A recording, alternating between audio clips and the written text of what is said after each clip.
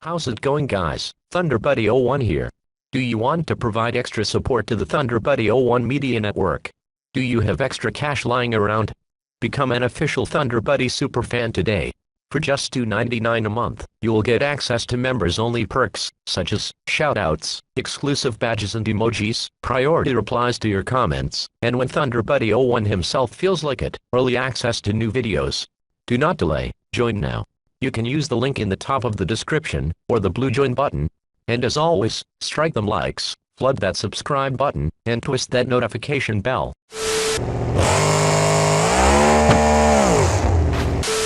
KXI89 be like, hey baby.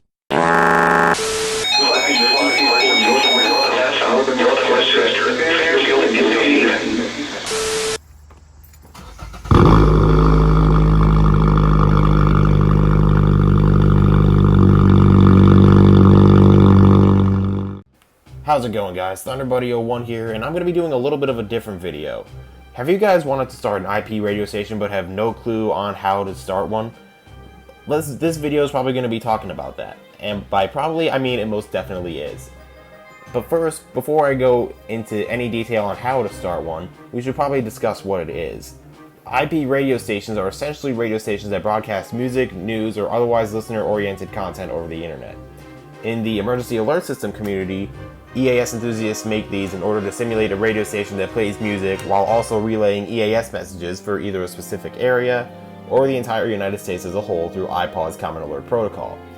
Some popular examples of IP radio stations in the EAS community consist of WTYO-NC in Eastern North Carolina, WJON-IP in Northern Virginia, WAHC in Pittsburgh, Pennsylvania, and KALT in South Florida. My station, KTR-IP, operates in my hometown of Trumbull, Connecticut, and primarily relays alerts for the entire state of Connecticut, Long Island, as well as any associated marine interests. Okay, before I get any further into this tutorial, I must warn you, this tutorial pretty much tells you how to broadcast EAS alerts and tones using actual equipment. And this also goes over the internet as well. It's standard policy for me to warn you that I am not to be, nor will be, held responsible or liable for any activations of the EAS because of this tutorial. I've seen plenty of people in the past misuse EAS tones to cause panic or even just play pranks that sometimes have gone too far, and I really don't want to be associated with any of that. I'm just going to throw that out there right now. I've been in the EAS community for about 8 years. This is the last thing I want to see happen.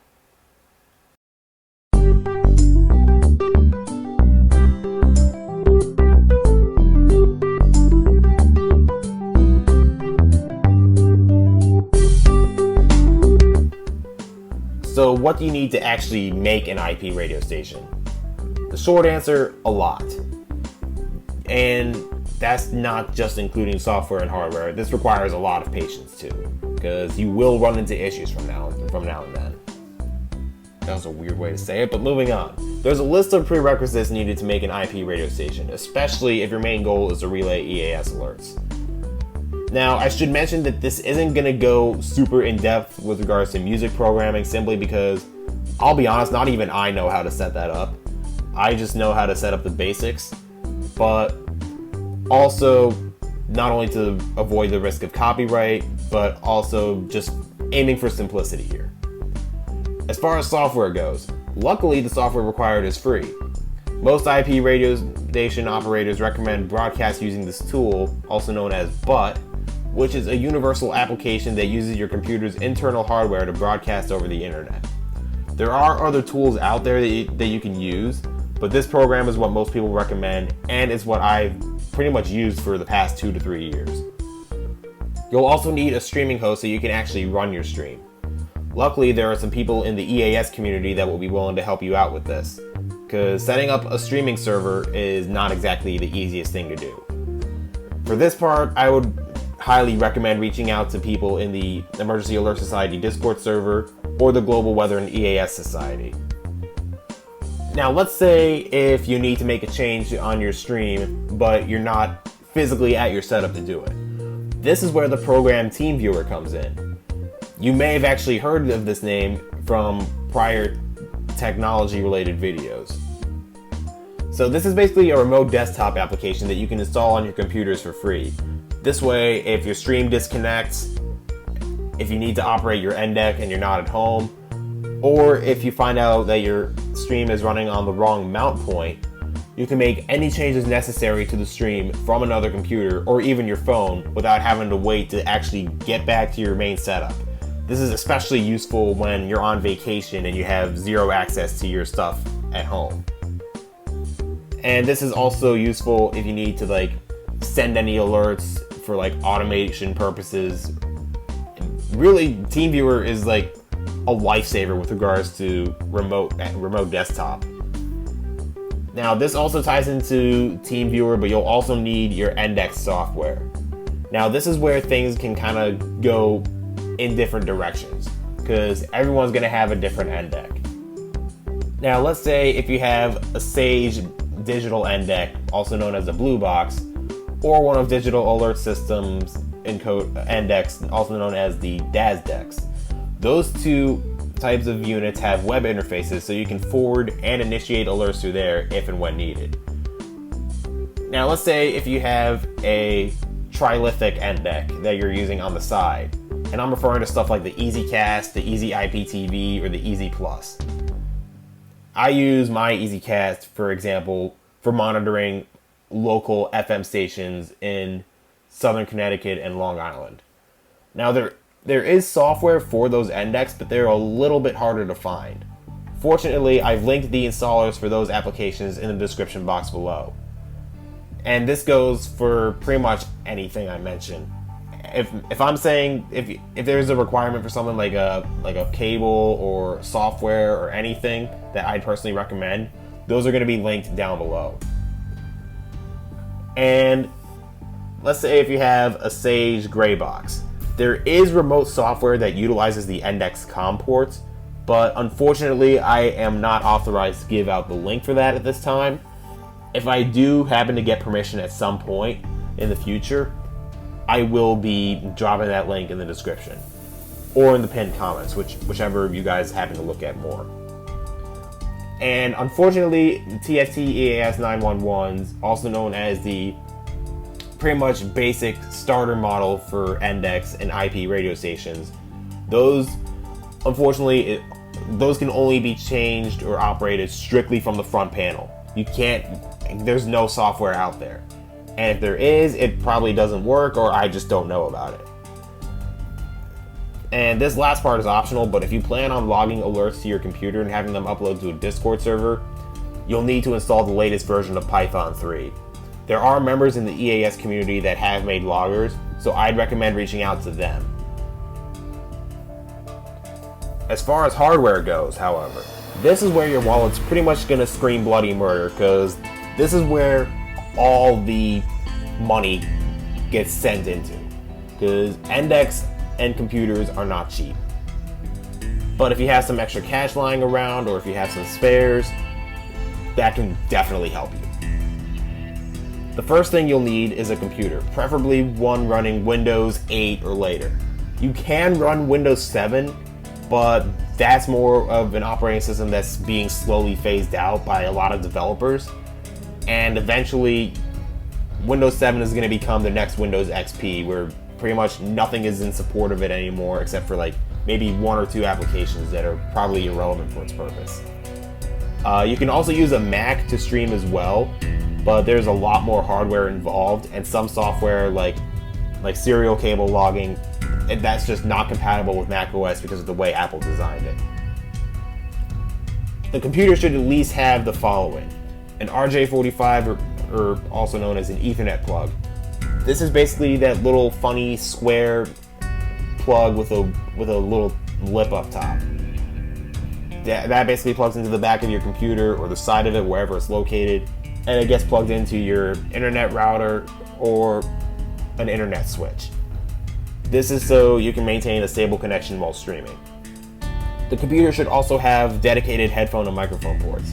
Now, this can be substituted for USB audio cards, which can be found on Amazon for cheap, but if it comes with separate headphone and microphone ports as standard, that is absolutely preferred. because the less money you have to spend on making your station come to life, the better. You can probably get a computer for cheap on eBay or on this other website called Newegg, but if you have any spares lying around at home, that also works. I'd also recommend a desktop computer simply so you don't have to worry about like flattening out the battery or, God forbid, overcharging it to the point where it actually inflates. I've actually had batteries inflate on me, and it's pretty terrifying. The second thing you'll need is an EAS ENDEC. This can go one of two ways. If you don't plan on pulling iPod's cap, you can get older ENDECs like the Sage Greybox 1822 or the TXT EAS 911. You can also get the Trilithic series like the EasyCast, Easy Plus, or the Easy IPTV, but I'd recommend those strictly for local monitoring because there's a lot of limitations in the ENDEC's firmware that unfortunately you cannot bypass by any means. Now, if you do plan on pulling iPod's cap, there's two safe options. One option, and the most cost-efficient one, is to monitor another IP station like a relay chain that does pull iPod's cap. WTYO is a reliable station that does this. There's also WDFA in Memphis, and there's probably other ones too that are out there. I just don't know them off the top of my head at this time. Another option, and honestly the most expensive one, would be to invest in cap-compliant EAS equipment. The Gorman Redlick Cap Deck 1, the Sage Blue Box Digital ENDEC 3644, or the Digital Alert Systems DAS Deck 2. Those three are the most commonly used cap-compliant pieces of equipment that you'll find in the EAS community as a whole, with probably a slight lean towards the Blue Box and the DAS Deck 2, simply because those are a lot more reliable and better built compared to the Gorman Redlick Cap Deck 1. But those are a lot more expensive, obviously, because they're still being used by broadcasters today, so you can't exactly stuff like that to be cheap. The third thing you'll need is a radio with a headphone jack. Now, personally, I would recommend multiple radios, mainly so you can monitor local FM or AM stations, depending on your preference, and for monitoring your local NOAA weather radio stations. The second part is especially true if you want to relay weather alerts and whatnot, because many AM FM stations might not relay weather alerts, but NOAA weather radio stations, seeing as they provide info directly from the National Weather Service, they're pretty much like your go-to for severe weather. This has been the case for probably over 50 or so years. I forget the exact time frame. The next thing you'll need is some cables. The first type of cable you'll need are the 3.5mm to bare wire cables. They're roughly about $10 on Amazon, but if you have like an aux cable, you can just grab a pair of wire splitters, cut them and strip the wires, and then install them into the ENDEC from there. That I'll get into in the later segment. These will be used for the radios you plan on plugging into your ENDEC, and this will also be how you feed audio from your ENDEC's audio out terminal to your computer's microphone port. You'll also need an RJ45 Ethernet cable. This is, like I said earlier, this is mainly so you can maintain a stable connection to the internet while you're running your stream. You can run your radio station wirelessly, but that's just more prone to lag, and wireless actually, depending on the internet provider you have, your speed while running on a wireless connection might actually be slower compared to running on a wired connection. Now, if you're using a cap-compliant ENDEC like a Sage Blue Box or the DAS Deck 2, you'll also need the RJ45 cable so you can pull cap alerts. The Blue Box and the DAS Deck, they don't have a wireless internet card like your standard computers do. They pretty much need a physical cable in order to connect to the internet, especially to pull iPod's alerts. This way, the connection is as stable and as fast as possible. Now, you'll also need some RS-232 female to USB cables. RS-232 is just another name for serial cable. Now, these are needed so you can control some aspects of the ENDEC that you're using. Like the Trilithic series, those require the RS-232 cables for pretty much programming the entire thing and originating alerts. And for the Sage, you can do a lot of the functions on the front panel, but it's a lot easier to do it through an actual cable and the ENDEC set software, which is located on the Sage Alerting System's website. And if you plan on logging alerts on your computer and having them upload to a Discord server, you'll need those as well so you can actually get the serial logging program to work. I'll link some of the cables that I recommend in the description box below. Lastly, if you got your ENDEC used, which will most likely be the case for any older ENDEC, like the Sage Gray Box, the TFT, and Easy Plus, you'll need some terminal blocks. The ENDECs take bare wire for the inputs. I'm not exactly sure why. Probably because the audio is a lot more stable that way, but your standard aux cables will not work.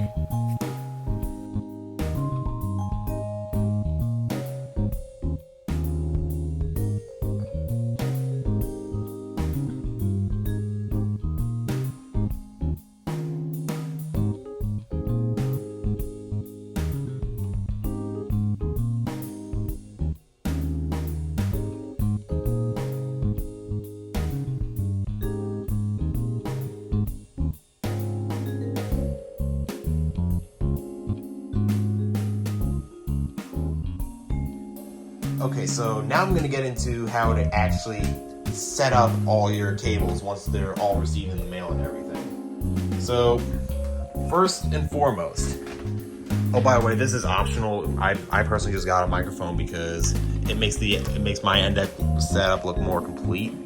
But yeah, a microphone is optional. But stuff like the serial cables, the audio cables, and whatnot, that's pretty much mandatory. So let's say you want to start logging alerts. So the first thing you'll need, like I said, is the RS-232 to the USB cable. So if you're familiar with installing VGA cables on computers and whatnot, this is essentially similar. So what you need to do is, I'm going to hopefully not mess anything up here, but let's just imagine that this cable is unplugged. So first thing you'll need to do, what I've always done, is you turn these little knobs here all the way over to the left, and then you plug the cable in, and then you twist these little knobs here again to secure them. These knobs actually are the pins or screws, I don't know what the proper term is, and that basically holds the cable in so it doesn't, like, let's say if you're tugging on it, the cable itself doesn't get knocked loose. So, and then obviously the USB cable will go into here. And if I turn on my TV real quick, because this is where a lot of the hardware stuff actually comes into play, and preferably not have it on the local PBS channel. So once you get your cable plugged in, Windows is obviously going to install the hardware. So what you're going to need to do, if you have a serial logger installed, or if you have like programs like ENDEC Set or ENDEC Remote plugged in, what you're going to need to do is go to I believe it's devices and printers. And what you're going to need is you're going to need to figure out which cable is the one that's plugged in. And this is especially necessary if you have multiples. So you'll see like COM 4, COM 7, COM 8, COM 9. It'll vary depending on obviously your computer and your and obviously where it's plugged into, and obviously the manufacturer as well. But you need to make sure that the programs that you're using, whether it be loggers or ENDEC software, you need to make sure that you're matching the connections on there with the proper connections listed on your devices and printers. Obviously, the way to find these out will be different depending on the computer that you're using or the operating system as a whole, but that's definitely a must. As far as audio goes, now I'm going to use my Sage EAS ENDEC for reference here, and apologies if the setup back here is not exactly pretty, but these little screw terminals, I'm going to try and zoom in here. They're being held in with flathead screws. So what you're going to need to do is you're going to need to take a flathead screwdriver like this. And you're going to want to line up the screw with the screwdriver with the screw that you're unscrewing. And obviously lefty loosey, righty tighty, unscrew it and get the bare wire from that cable and plug it into that terminal. And as you're plugging the terminal block back in, you're going to want to tighten up the screw on that terminal block just to make sure that the connection is secure. And then the 3.5 millimeter part, if you're plugging the cable into the audio out port, that goes into your computer's headphone jack or the microphone jack, depending on, it goes into the microphone jack. Now, let's say if you're installing the other way around, if you're trying to get audio from a computer or a radio and hook it into the back of the ENDEC as a monitor. Installing the audio cable into the ENDEC is relatively the same, but the terminal that you install it into is different. On the Sage EAS ENDEC, actually I'm going to try and flip the camera around so you can see this a little bit better. Okay, so this is probably the best that I'm going to get an angle here. So I'm going to try and zoom in. So where it says monitor 1, 2, 3, 4, etc., you're going to want to put either the red and white wires. It might be red and white, it might be red and yellow in this case. It really depends on the make of the cable you get, but you're going to want to put these solid colored cables into one of those monitor in ports. And if I zoom out, you're going to see a couple of audio common terminals. On the Sage ENDEC, these operate as the ground terminals. So you're going to want to put this little copper wire right here into those audio common terminals. Now, depending on how many audio cables you have, you might want to twist the copper cable from other 3.5 millimeter plugs into the same cord and then stick it into the audio common terminal you're choosing. Now I'm going to take my phone and just squeeze it back out here. And the 3.5 millimeter port, that depends on where you plug it into. So on this scanner here, my Radio Shack Pro 136, this is set up to monitor No Weather radio station WXJ42 out of Meriden. So on the back here, there is a headphone jack. And if I unplug the cable from here, for example, the temperature was 54 degrees, the dew point 42, and the relative humidity 64%. The wind was north at 6 miles an hour. The pressure was 29.76 inches and steady. And then once I plug it back in, the audio from the scanner is now going into the ENDEC. Now, this is important. If you're monitoring anything on your ENDEC, you're going to want to check your audio levels. So let's say, just as an example here, I'm going to go into ENDEC remote menu. On here, you're going to want to go to monitor source, and I believe it's set into monitor 3 on here. Now, it'll depend. Now, obviously, whichever monitor terminal your radio or laptop is plugged into, well, radio or computer, I should say, the monitor number here is going to be different. So let's go to monitor 3. You're going to want to enter your password.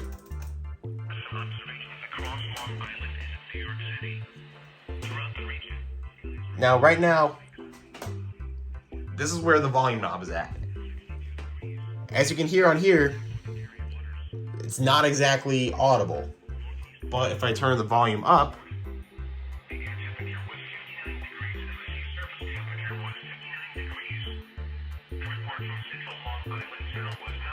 So right around there, that's where you're going to want to have your...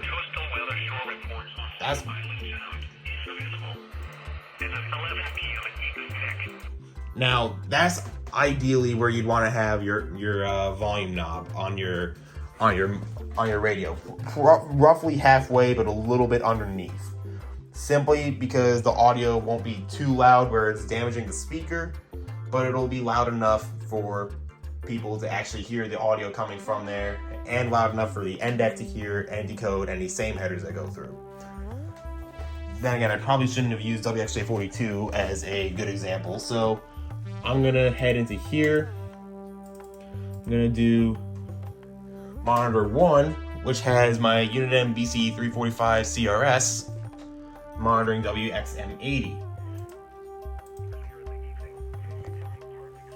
Again, right now, volume knob is turned down. Now, it may sound normal to the human ear. A little bit quiet for my liking, but... And I just plugged that into the wrong port.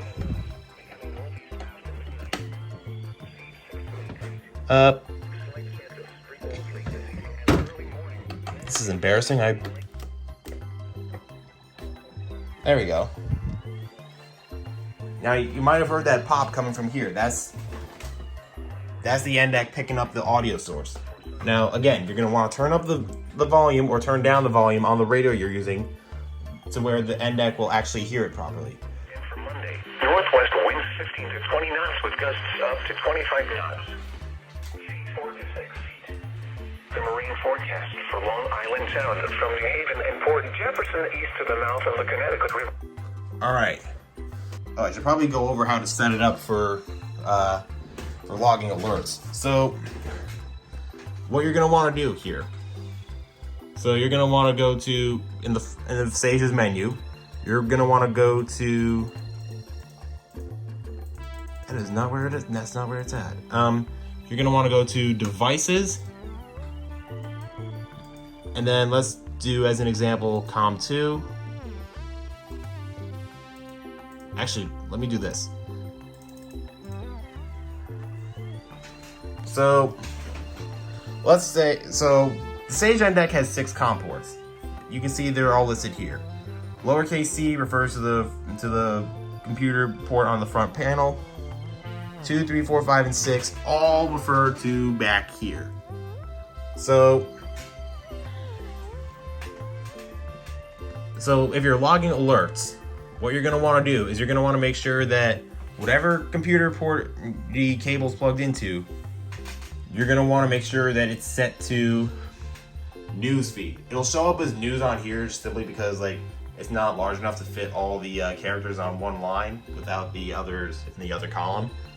But you're going to want to set it to newsfeed if you want it to log alerts through a Python script, for example.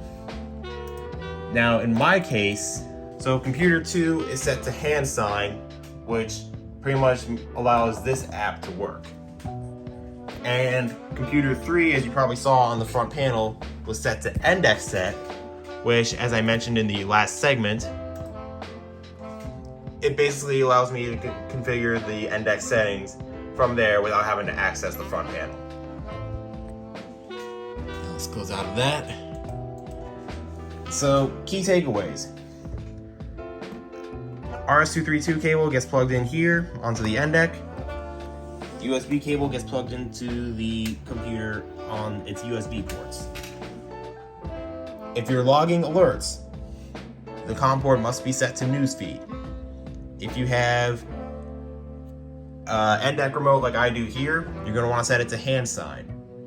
If you have ENDEC set, you're going to want to set it to ENDEC set. This can be done through the front panel, or if you already have it set up to work with the ENDEC remote software, you can configure it through there. And as far as audio goes, audio out goes from the terminal block to the computer onto the microphone port. I cannot seem to remember where it's at because there's a whole bunch of wires here. And if you're monitoring if you're hooking up a monitor to the ENDEC, it goes from the headphone jack, etc., into the back of this in the audio 1, 2, 3, 4, 5, or 6. And the colored wires go into the monitor, the audio 1, 2, 3, 4, 5, or 6 terminals, and the copper cable goes into the audio common. Okay, so one more thing I wanted to add before I conclude this video. So I mentioned that you're gonna need some RJ45 cables. Now, as far as that goes, so I'm gonna try and use my trilithic EasyCast as an example here. So you're gonna want to plug it in. You're gonna want to plug in your Cat5 RJ45 Ethernet cable, however you want to refer to it, into this little Ethernet port over here, and you're gonna want to plug that in to either your internet router, or in my case, a network switch. So this is the network switch that I use. It's a Netgear GS108. I unfortunately don't remember which port it's plugged into, but after you plug in your ENDEC into here, this is where a little bit more of the harder networking stuff comes in. So you're gonna want to head to the IP address of your router, which is basically like the admin front panel, whatever. And you're gonna want to try and match the IP address of your ENDEC from the network onto your ENDEC software. This is really advanced, and you really shouldn't be doing this unless you have a lot of experience with networking and whatnot, because otherwise you could wind up potentially breaking part of your entire ENDEC, and next thing you know, you'll just have like a couple $100 door stopper. Thankfully, as far as computers go, it's a lot simpler, because the computer will probably already be registered with the network, and network cables on here are a lot easier to install. And I just realized I forgot to turn on my flash, so I'm going to do that real quick. Okay, this is much better. So on my streaming laptop, for instance, I have a Dell Latitude E6400. So if you're one of the lucky people like my father who had this laptop before me, not only did you get a laptop, but you also got its docking station. So on here, you can see where the Ethernet plug is back there. That is where the Ethernet cable gets plugged in for the computer. Now, if you don't have the docking station, don't worry. The Ethernet plug on the laptop itself is located right there on the back right of the computer. So you plug that in to there, and then just like with the ENDEC, you plug it into your network switch, or you plug it into your internet router. Now, you're probably wondering, why would you want to plug in your computer into the same network that your ENDEC is plugged into? And I will show why. As I boot into my gaming laptop here, it's gonna give it a while to sign in. Now, this is one of the upsides to having ENDECs that have internet connectivity. I'm going to block out the IP address so you don't try to hack into it. So, the cool thing is, you can actually control parts of the ENDEC all through here. You can set audio levels. You can, let's see, I think you can calibrate it too. Like let's say I can play some audio from here from the app interface. You can also, in this case, you can actually view alert logs. And this is this can all be done from this computer, or any computer that's hooked into or at least any Windows computer that's hooked into the same network as the ENDEC over there is. And when it comes to CAP compliant ENDECs like the Sage, Blue Box, the DASDEC, having an Ethernet cable connected will actually allow you to pull alerts from iPod's Common Alert Protocol, and it'll also allow you to access the web interface, which has a lot more controls that are available, possibly in addition to the controls on the front panel. So yeah, just figured I'd throw that in, and I know this might have been a little bit rough, but now I'm gonna head to the conclusion of this video. Alright, and that concludes how to set up your basic internet protocol radio station.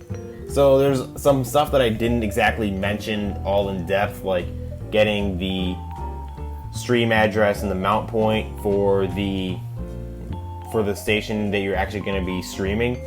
That's simply because that alone is a huge process in itself, and there's a lot of people out there that'll be willing to help you.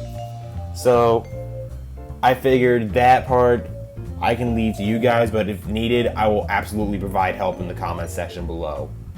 Other than that, I hope you guys enjoyed this tutorial. I know this is a little bit out of the ordinary for this channel, but I figured I'd do something a little bit more beneficial to the community, having been, well, in it for the past 8 years, and having gained some knowledge on the EAS and how ENDECs work. I figured I could share my knowledge with you guys.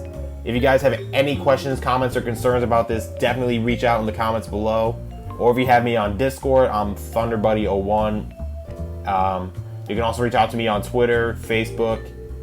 I'm most active on Twitter and Discord, but I also check the YouTube comments as well. So there's that. Otherwise, like always, be sure to strike them likes, flood that subscribe button, and twist that notification bell. Also be sure to like us on Facebook and follow us on Twitter for future uploads. And with that said, hope you guys enjoyed. I look forward to seeing you guys running your own IP radio stations, and I will see you guys in the next video. Take care.